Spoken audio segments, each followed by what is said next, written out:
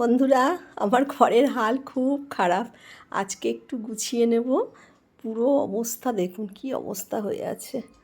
একটু গুছিয়ে নিই।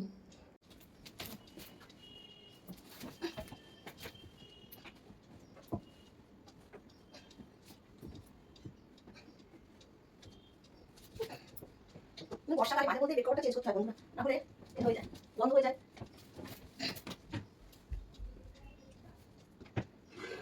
বন্ধুরা, সোফাটা একটুখানি গুছিয়ে নিয়ে এখানে দেখুন কি অবস্থা হয়ে রয়েছে।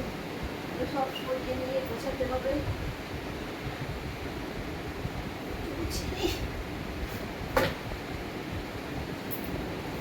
সব সময় এগুলো এখানে নিয়ে ঝাঁপ করে একটুখানি মানে বুদ্ধি করে কিছু করবে না। সোফাটায় বসার জায়গা কিছুতেই হয় না, সব জিনিসপত্র রাখাচ্ছে।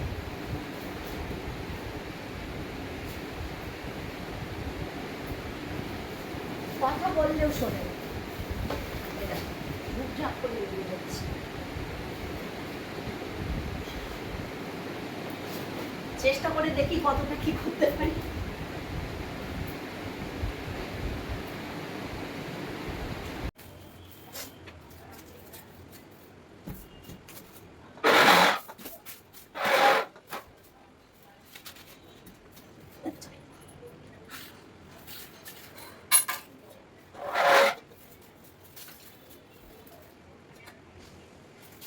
নোংরা দেখো, কাজের লোক কাজ করে দেওয়ার পুরো কত মানে ধুলো থাকে, কত নোংরা থাকে, যেগুলো আমার রেগুলার ঝাঁট দিয়ে পরিষ্কার করতে হয়।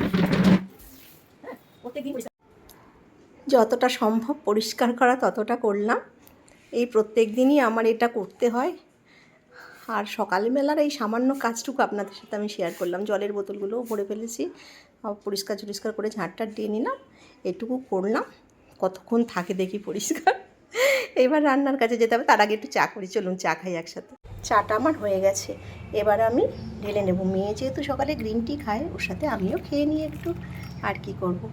আর চা বসাতে এসে আমি ডালটাও বসিয়ে নিয়েছি, সময় নষ্ট করলে চলবে না।